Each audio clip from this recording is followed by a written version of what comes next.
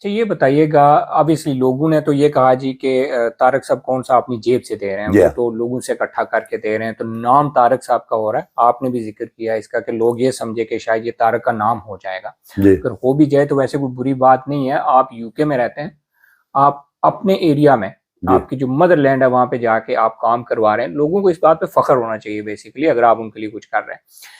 खानका कुटेड़ा एक बहुत बड़ा एरिया है, बहुत बड़ा रकबा है खानका कुटेड़ा का। मतलब इसको अगर टोटल देखें आप, जो रोड का आप बता रहे हैं कि 4 किलोमीटर की रोड है, तो 4 किलोमीटर रोड पे लोग ही बसते होंगे ना आगे पीछे। बेशक बेशक। इसमें जो है तो कंट्रीब्यूशन सारी बरादरी कर रही हैं, या सिर्फ राजपूत बरादरी, या आपकी जो सिविल सोसाइटी बनी हुई है वही कर रही है, कि बाकी जैसे बाकी की बरादरियां हैं वो भी कंट्रीब्यूट बाकी बिरादरियां भी कर रही हैं, ठीक है। लेकिन यहां से सो फार सिर्फ 2 बिरादरियां कर रही हैं। इंग्लैंड से खाली 2 कर रही हैं, इंग्लैंड से ठीक है। 2 बिरादरी कौन सी हैं? एक वो मैंने अपने दोस्त अब्दुल भाई सागर साहब का जिक्र किया है, ठीक है। उनके बेटे हैं खुरम साहब, किस बरादरी से हैं? वो गुज्जर बिरादरी से तल्लुक रखते हैं, ठीक है। वो नटीगम में होते हैं, ठीक है। उनकी फैमिली कर रही है। और अल्लाह तबारक ताला उन्हें भी और मेरी फैमिली को भी हिम्मत और तौफीक दे, और मेरी फैमिली कर रही है। ठीक है। ये इन 2 बिरादरियों का सो फार कंट्रीब्यूशन है यहाँ से, इंग्लैंड से, ठीक है। इंग्लैंड से। बाकी अब बाकी लोगों के पास, बाकी बरादरी के लोगों के पास गे भी हैं, या बस आपने उनसे बात भी नहीं की और ना किसी ने आपसे बात की? मैंने चूंकि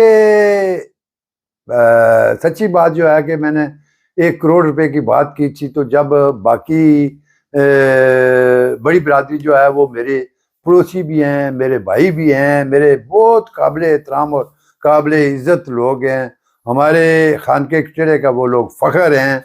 जब मैं उनके पास गया हूँ तो उन्होंने मुझे पैसे नहीं दिए। अच्छा।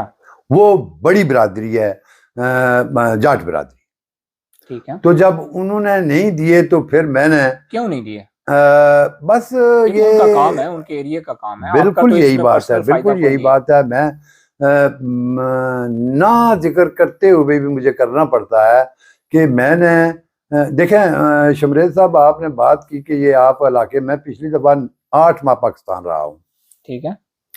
और 8 माह पाकिस्तान में रहकर मैंने 13 सड़कें लिंक रोडें बनवाई हैं, ठीक है। 2 पुलियां बनवाई हैं। कैसे बनवाई हैं? अपनी जेब से ही? अपनी जेब से, ठीक है। किसी बंदे, अपनी बिरादरी, अपनी फैमिली से मैंने 10 रुपए नहीं लिए। और ये पुलियां कहाँ कहाँ पे बनी हैं, ताकि इलाका की जो आवाम है उसको पता हो गया आपने ये 2 पुलियां बनवाई हैं और इस जगह पे बनवाई हैं? एक सपला है, ठीक है। और एक धमाल काम। अभी उसका मैंने ऐलान उस वक्त किया था, पैसे भी दिए थे, लेकिन वो ठेकेदार को गड़बड़ कर गया, तो इस बार मैं जाकर मैंने नया उसको कॉन्ट्रैक्ट को रिन्यू करके काम शुरू करा के आया हूँ धमाल। ठीक हो ये 2 पुलियां हैं और 5 नलके मैंने निकलवा कर दिए। ये तोबा इस्तग़फ़ार ये फलाई काम है, चले अल्लाह और अल्लाह बंदे के दरमियान इसका है, मुझे अल्लाह अजर ताला दे। खुश हो जाए। तो मैंने ये कोई सियासत के लिए नहीं किए थे, ठीक है। मेरे कोई मकासद नहीं है कि मैं इलेक्शन लड़ूंगा। अच्छा, मुझे लगता है कि आप अभी इलेक्शन लड़ने वाले हैं, क्योंकि हर जो हमारा सियासी लीडर है जब उससे पूछा जाता है तो वो यही कहता है कि मैं खिदमत खल्क कर रहा हूँ जी, मैं तो फलाई काम कर रहा हूँ, मुझे सियासत से कोई लेना। अब मुझे लगता है कि आप वकास साहब, आप और आपका ये प्रोग्राम इस बात का गवाह है कि कभी नहीं इलेक्शन लड़ूंगा। ठीक हो गया। अल्लाह तबारक ताला से हर वक्त ये दुआ करता हूँ कि या मौला मुझे इतनी हिम्मत और तौफीक दे कि मैं लोगों की खिदमत कर सकूं। ठीक है, चलें वापस आते हैं अपने टॉपिक पे। अच्छा, आप कहते हैं कि आप जाट बरादरी से आपने बातचीत की, लेकिन उन्होंने इनकार कर दिया कि आपको पैसे वगैरह वो नहीं देंगे, अगर देने हुए तो वो सिविल सोसाइटी को देंगे। फिर उन्होंने सिविल सोसाइटी को दिए, या बस वो गोली थी खाली जो उन्होंने दे दी? सिविल सोसाइटी के लिए उन्होंने ये कहा जी कि उनको कहा कि हम बड़ा अमाउंट एक देंगे। बड़ी खुशी हुई कि हमारा तो तल्लक है शमरेज साहब इस बात से कि हमारी सड़क बन जाए। ठीक है। वो गोरे कहते हैं ना कि बाई हुक या बाई क्रुक। ठीक है। मैं तो ये चाहता हूं कि कोई भी ऐसा तरीकाकार किया जाए या ऐसा तरीकाकार हो, कोई अल्लाह तबारक ताला अपने ऊपर से कोई ऐसा फरिश्ता भेजे कि ये जो बाकी कमी बेशी जो है वो पूरी करे और हमारी सड़क कंप्लीट हो जाए।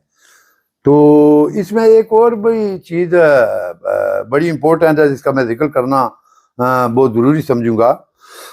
दरअसल हमारी सड़क के पैसा कुछ मंजूर हुआ है, ठीक है, 10 करोड़ रुपया उसका मंजूर हुआ है, इसी रोड का। इसी रोड का।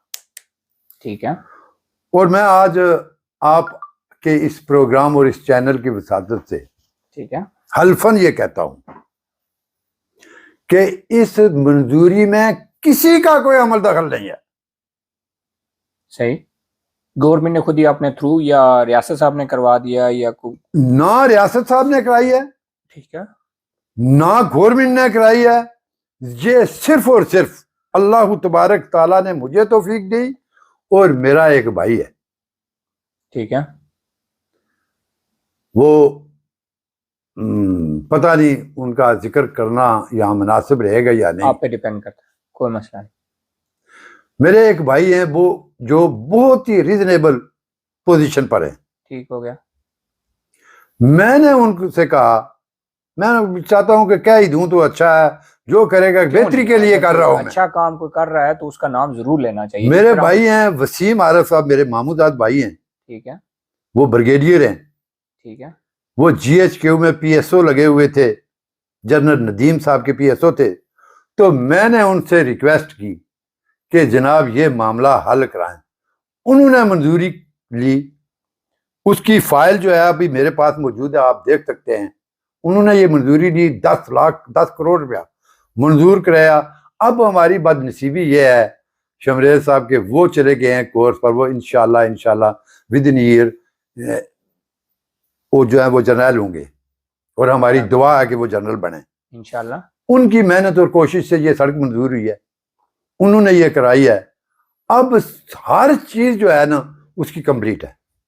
अगर 10 करोड़ वो मंजूर हो गया है तो फिर आप क्यों इतनी तगोदो कर रहे हैं? आप फिर छोड़ दें कलेक्शन वगैरह, किस लिए करना? कमेटी से कहें, सोसाइटी से कहें कि आप बैठ जाएं, सब्र करें। बात ये नहीं है सर। ठीक है, एक दिलचस्प वाकया आपको सुनाऊं, बोले। प्रोग्राम आपका बहुत लंबा हो जाएगा।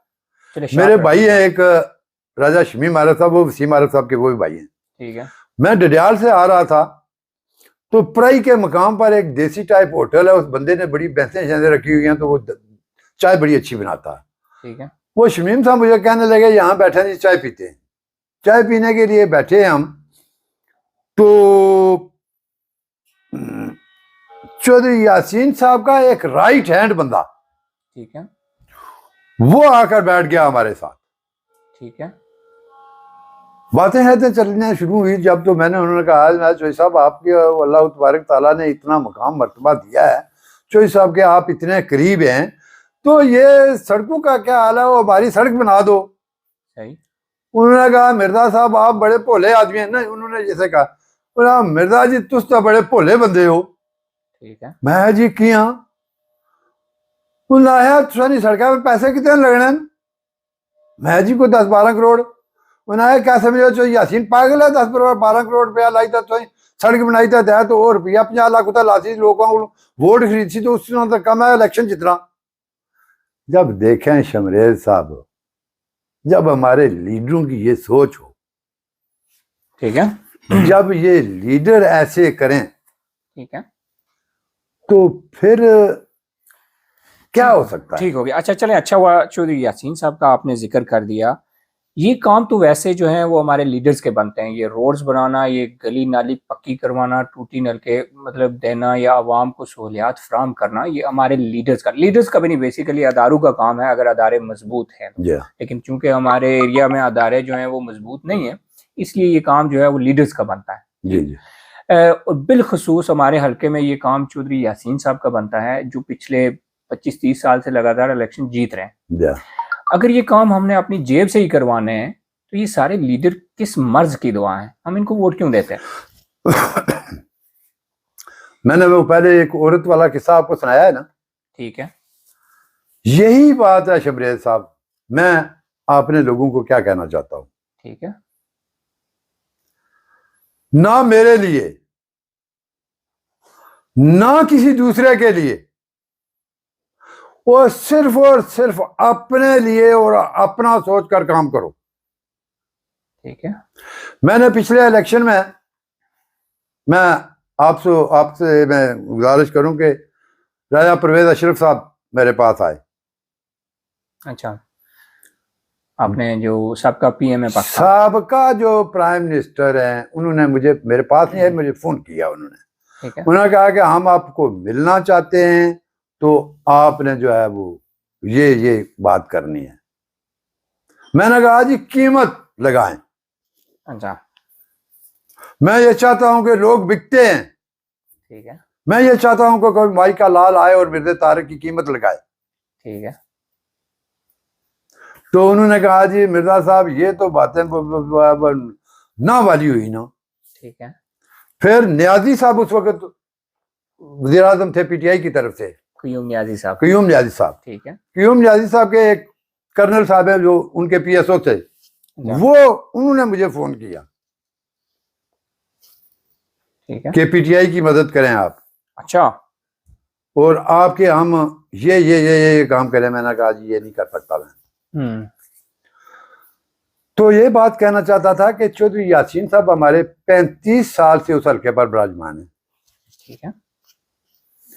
हमारे मेरे बहुत ही मेहरबान, बहुत ही इज्जत और एहतराम वाले भाई हैं गफारत शाहिद साहब। शायद आप उनको जानते हैं या नहीं। जानता हूँ। उन्होंने ये इलेक्शन लड़ा डिस्ट्रिक्ट काउंसिल का। और शमरेज साहब ये मुझे बताएं कि एक बंदा हल्का की 35 साल से खिदमत कर रहा है, और डिस्ट्रिक्ट काउंसिल के इलेक्शन के लिए वो अपने बेटे को जतवाने के लिए वो ठप्पे लगा रहा है। अगर कहीं आपकी मुलाकात हो गफारत साहब से तो उनसे पूछना। ठीक है। कि इन्होंने जाकर चौधरी यासीन की इनके बेटे की संदूकड़ी से जो है ना 133 वोट निकाले भाई। अच्छा, जो ठप्पे लगाकर उन्हें डाले थे। ठीक है। तो अगर आपको 35 साल अल्लाह तबारक ताला ये मौका दे कि आप जो है वो कौम और मुल्क की खिदमत का, तो उसके बाद भी आपको ठप्पे की जरूरत है। फिर भी आप ठप्पे लगा रहे हैं एक डिस्ट्रिक्ट काउंसिल को जितवाने के लिए। ठीक हो गया। तो ये हमारे लोगों को पता होना चाहिए और ये लोगों को समझना चाहिए, और वो वक्त आ गया है अब। ठीक है, ये समझेंगे लोग। सही है। और आपने जो यासीन साहब का सवाल किया था ना, चौधरी यासीन साहब के बारे में पूछा था कि काम तो उनका बनता है जो पिछले 35 साल से ये मैंने अर्ज किया ना कि उनका राइट एंड मुद्दा था कि उनका यह है कि उनका इलाके के लोगों से उनका कोई तल्लक नहीं है। ठीक है। उनका सिर्फ और सिर्फ तल्लक है कि मैं मेंबर असेंबली कैसे बनूंगा। ओके। पर सियासी हल्के के मसाइल से उनको कोई हल्के के मसाइल से उनको कोई सरोकार नहीं है। जितना होता है वो अपनी कैश वगैरह बांटते हैं उनके वो जितनी स्कीमें, जितने भी ऐसे मामलात हैं, वो पैसा अपने पास रखते हैं और आखिर पर इलेक्शन से एक हफ्ता पहले लोगों में पैसा तकसीम करते हैं और इलेक्शन जीत जाते हैं। उनके बारे में ये कहानी काफी रास कर चुकी है कि वो ऐसे ही करते हैं, वो स्कीमें लेते हैं, काम नहीं करवाते और पैसा अपने पास रखते हैं और इलेक्शन वाली नाइट या 1-2 दिन पहले इलेक्शन से वो पैसा। ये शमरेज साहब, मैं वो बात आपको बता रहा हूँ कि हर बंदे के चंद एक आशिया बरदार लोग होते हैं। ठीक है। किचन कैबिनेट होती है। ये उस बंदे ने मुझे ये बताई है जो कि चौधरी यासीन साहब का किचन कैबिनेट का बंदा है। उसने कहा जी कि चौधरी यासीन साहब क्यों सड़कें बनाएं। ठीक है, लेकिन चौधरी यासीन साहब का एक और भी गिला है जो काफी हद तक मेरे ख्याल में बजा भी है। मैं चूंकि लोगों के सामने आपका मौकफ या हल्के की सियासत के बारे में आपका मौकफ रख रहा हूँ, तो मैं इंशाल्लाह कोशिश करूंगा कि बिल्कुल गैर जानबदारी से ये कंडक्ट करूं। चौधरी यासीन साहब का एक गिला भी है। वो ये कहते हैं कि मेरे पास यूनियन कौंसिल चुड़ोई से जितना भी कोई वोटर सपोर्टर या करता धरता है सियासत के, उनमें से कभी कोई मेरे पास आता नहीं है कोई काम लेकर कि हमारी ये रोड ख़राब है, ये रोड ठीक करवा दें, या हमारा ये ट्रांसफार्मर नहीं है, वो ठीक करवा दें। और ख़ास करके वो राजपूत बरादरी से ये गिला करते हैं कि वो नहीं आते जी। तो वो बगैर, जब कोई बंदा उनके पास जाता ही नहीं है तो वो क्यों ये करेंगे? शमरेज साहब, आप बिलीव करेंगे, चौधरी रियाज साहब हमारे इलाके की बड़ी मारूफ शख्सियत है। जानते हैं आपको उनको? गगरी से तल्लक है उनका, हमारे खानका टेढ़ा से उनका तल्लक है। ठीक है। मेरे वो दोस्त, वो यहाँ होते थे, उनको सैयद यासीन साहब ने केडिया का चेयरमैन बनाया। ठीक है। जब वो जाने लगे यहाँ से रियाज साहब, तो रियाज साहब से मैंने अर्ज की कि सैयद साहब आप जा रहे हैं, अल्लाह तबारक ताला ने आपको इज्जत मकाम मर्तबा दिया है, तो ऐसे करना कि चौधरी साहब से या अपनी जाती तल्लक असर रसूख से मेरे घर की जो है ना लिंक रोड, वो आपने पक्की करानी है। हाँ। अच्छा, आप बिलीव करेंगे जी के चौधरी रियाज साहब ने उसी वक्त फोन किया, मेरे बहुत तल्लक वाले हैं चौधरी महमूद साहब, ठीक है। कारवर्ड, बहुत बड़े बिजनेसमैन हैं यहाँ के, वो बिग फिश हैं पीटरबरा के। ठीक है। उनको फोन किया तो उन्होंने कहा जी मैं मिर्जा साहब के साथ बैठा हुआ हूँ, तो चौधरी साहब आपके साथ हैं, चौधरी साहब से कहें कि महमूद साहब मिर्जा तारक की ये सड़क बनानी है। ठीक है। उन्होंने कहा जी कि मिर्जा साहब से कहें चौधरी साहब से बात करें। मैंने चौधरी यासीन साहब से बात की और इत्तेफाक देखें कि उस वक्त चौधरी महमूद साहब, चौधरी यासीन साहब, राजा परवेज अशरफ साहब प्राइम मिनिस्टर, साबिक प्राइम मिनिस्टर पाकिस्तान, ये तीनों इकट्ठे थे। ठीक है। चौधरी यासीन साहब ने मुझे लॉलीपॉप दिया। लॉलीपॉप देने के बाद उन्होंने कहा जी कि परवेज अशरफ साहब से बात करें। वो मैंने कहा कि शायद इनका कोई बंदा है, कोई इनका PRO होगा या कोई रिकॉर्ड कीपर होगा, जिसको कहते हैं कि मैं इनको बताऊं कि सड़क के हवाले से। तो मैंने उस सेंस में, उस लहजे में उससे बात की। तो उसके बाद जब बात ख़त्म हुई तो जो यासीन साहब ने कहा कि बात हो गई है परवेज अशरफ साहब से। मैं जी परवेज अशरफ साहब से बात हो गया, आपको पता है ना कौन से परवेज अशरफ साहब है ये? मैं जी नहीं। जी ये साबिक प्राइम मिनिस्टर पाकिस्तान परवेज अशरफ साहब से बात आप कर रहे थे, ये जो यासीन साहब के लफ्ज हैं। अच्छा।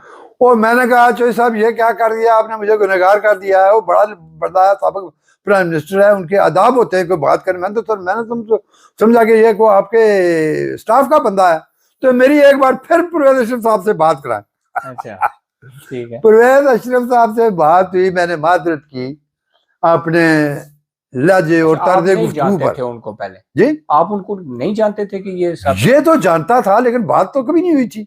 मतलब देखा हुआ पर्सनली, फेस टू फेस नहीं आपने देखा हुआ, तो सो आपको आइडिया नहीं हुआ कि ये वही वाले ये वही वाले हैं या कोई और है। अच्छा, ठीक है। तो मैंने माजरत करके मैंने तमीद बांधी उनसे, अच्छे तरीके से जब बात की, उन्होंने कहा राय साहब मुझे बहुत खुशी हुई है, बहुत फख्र हुआ है आपसे बात करके, तो मुझे अच्छा महसूस हुआ है कि मैं किसी अच्छे बंदे से बात कर रहा हूँ। ये परवेज अशरफ साहब की बात है, सियासी बंदे हैं, उनका अपना हाँ। रख रखाव होता है। ठीक है। तो उन्होंने कहा जी कि आप, मैं सुन रहा था कि आप यासीन साहब से किसी सड़क के बात के सिलसिले में बात कर रहे थे, तो आपकी सड़क बन गई है।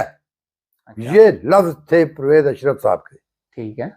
उन्होंने कहा इनसे मेरा नंबर लें, राय साहब आज के बाद आपको यासीन के पास या ज़ैद बकर के पास जाने की जरूरत नहीं है, मैं जिम्मेदारी लेता हूँ आपकी, आपके कामकाज की वहां की, और पाकिस्तान में भी जहाँ की जरूरत हो तो सीधा मुझे फोन करें। ठीक हो गया। आज दिन तक नहीं हुआ। तो बेसिकली आप ये कहना चाह रहे हैं कि जो यासीन साहब ये गलत बयानी करते हैं, जी आपने बिल्कुल बजाते खुद उनसे बात की, लेकिन वो नई रोड बनवा नहीं, नहीं, बिल्कुल नहीं, बिल्कुल, ये गवाह है मेरे पास मौजूद। ठीक हो गया। अच्छा, प्रॉब्लम ये है सर कि हमारे जो हारने वाले कैंडिडेट होते हैं, फर्ज करें चौधरी यासीन साहब तो जीत जाते हैं, राजा रियासत साहब हार गए, अब हारने वाले कैंडिडेट को भी फंड्स मिलते कि नहीं मिलते? हारने वाले कैंडिडेट को भी फंड्स मिलते हैं। अगर सही तरह से जमात बरसर इक़्तिदार हो। मैं कर लेता हूँ जरा। मुझे याद है कि मेजर मुनसिफ दार साहब जब पहला इलेक्शन अपना हारे, उसके बाद उनको जमात ने फंड्स दिए, ठीक है, और इतने फंड्स दिए कि मेरे ख्याल में उस दौरान रिकॉर्ड काम हुए थे हमारे हल्के में, रिकॉर्ड काम हुए थे। उसके बाद इतने काम कभी नहीं हो सके। या अफसर मार राजा इकबाल साहब ने काम करवाए, लेकिन वो जो हमारा दौर था वो काम काज के हवाले से बहुत बड़ा दौर था, ठीक है, बड़ी डेवलपमेंट हुई उस दौर में।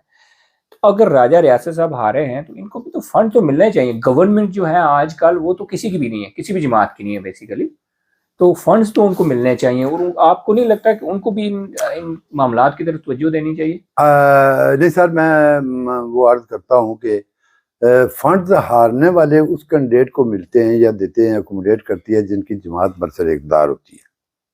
ठीक है। मिसाल के तौर पर जब मेजर साहब को आपने कोट किया है, तो जब मेजर साहब हारे थे तो उस वक्त नून लीग या मुस्लिम कॉन्फ्रेंस की जमात थी, ठीक है। तो उन्होंने उनको अकोमोडेट किया। फिर पीछे जैसे हमारे इंतहाई काबिल एहतराम मोहतरम राय इकबाल साहब इलेक्शन हार गए थे, लेकिन हुकूमत नून लीग की थी, उन्होंने इनको भरपूर अकोमोडेट किया। ठीक है। तो राय रियासत साहब की वो बात नहीं है। ठीक है। आप समझते हैं राजा रियासत साहब अवामी मंगू पर पूरा उतर रहे हैं और वो इलाके में वो अपना जो उनका होना चाहिए जैसा उनका रख रखाव या उठक बैठक होनी चाहिए वैसे है, या आप समझते हैं उन्हें अभी तक उतना सियासी शऊर नहीं है? राय रियासत साहब के हवाले से मैं, चूंकि मेरा वो राय रियासत साहब हल्के के अंदर वो कायद हैं, ठीक है। और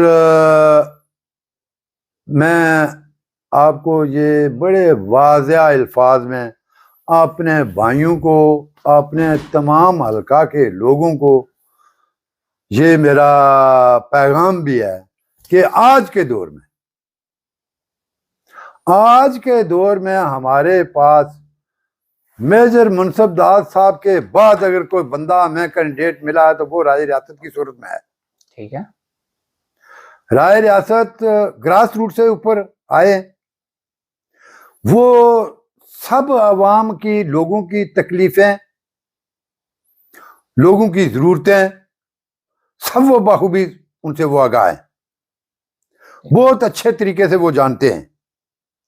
तो ये जो सोने की चमची लेकर पैदा हो, उसको लोगों के मसाइल का नहीं पता होता। कुछ लोगों का गिला है कि 2021 के जनरल इलेक्शन में उनकी कोई जो सियासत थी वो खाली टिकट लेने की हद तक थी। जब उनको टिकट मिल गया तो उन्होंने पहले जलसे में ही खड़े होकर चिड़ोई की अवाम को और बिलखुसूस एक दो बंदों को नाम लेकर उनको जो है उनकी तौहीन की बेसिकली। और फिर उन्होंने जैसे मैं एक नईमुन सफदार साहब से मैंने इंटरव्यू किया, उन्होंने कहा जी हमारे पास उनका या उनकी टीम का कोई बंदा नहीं आया हमें कन्विंस करने के लिए, हम तैयार थे कन्विंस होने के लिए लेकिन कोई बंदा नहीं आया। फिर हमने खुद हमारे बंदे भेजे राजा रियासत साहब के पास कि हमारी ये सिचुएशन है, हम नए इलेक्शन लड़ना चाहते, आप जो है तो वो छोड़ना चाहते हैं, हम आप आ जाए हमारे पास, ठीक है। लेकिन उन्होंने क्या किया, राजा रियासत साहब ने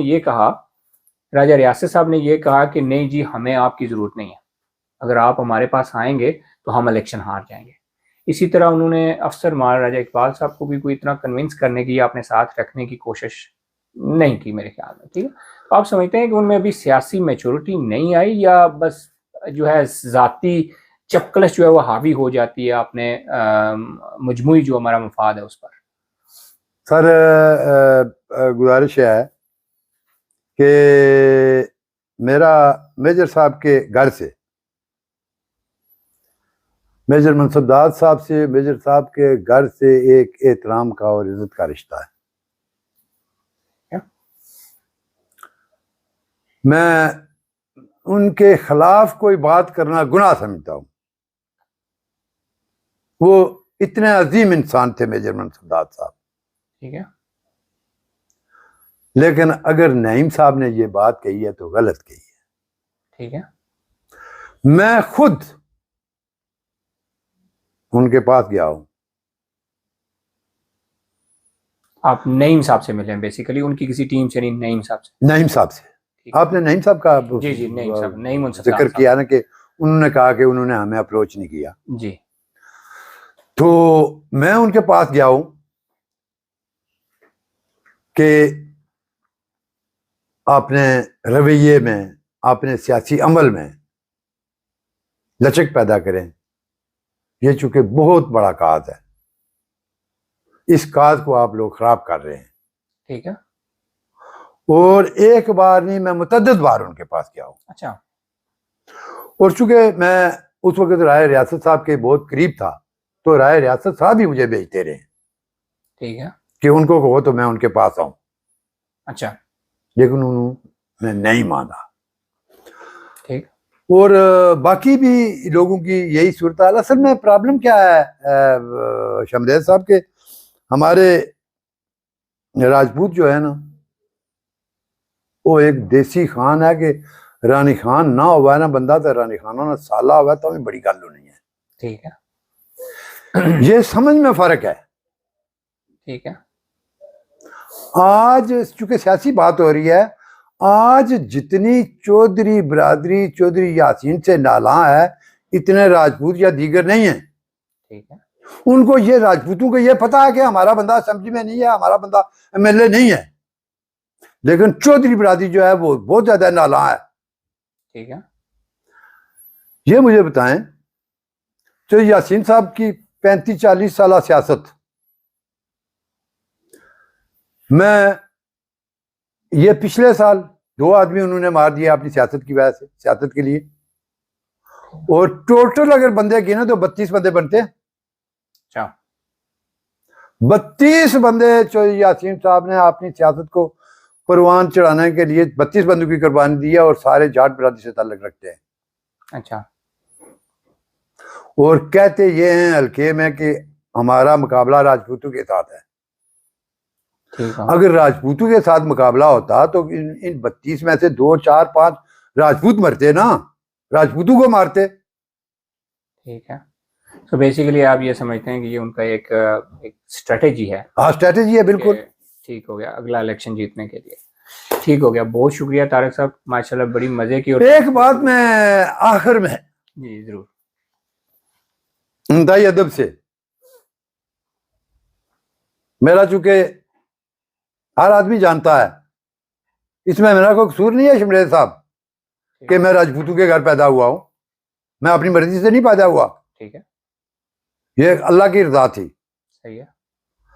लेकिन बासीत राजपूत मुझे इस बात का हमेशा दुख रहा है और गिला और मलाल रहा है, खास तौर पर चुड़ई वालों पर, चूंकि चुड़ई वाले जो हैं वो मेरे जिस्म का हिस्सा है।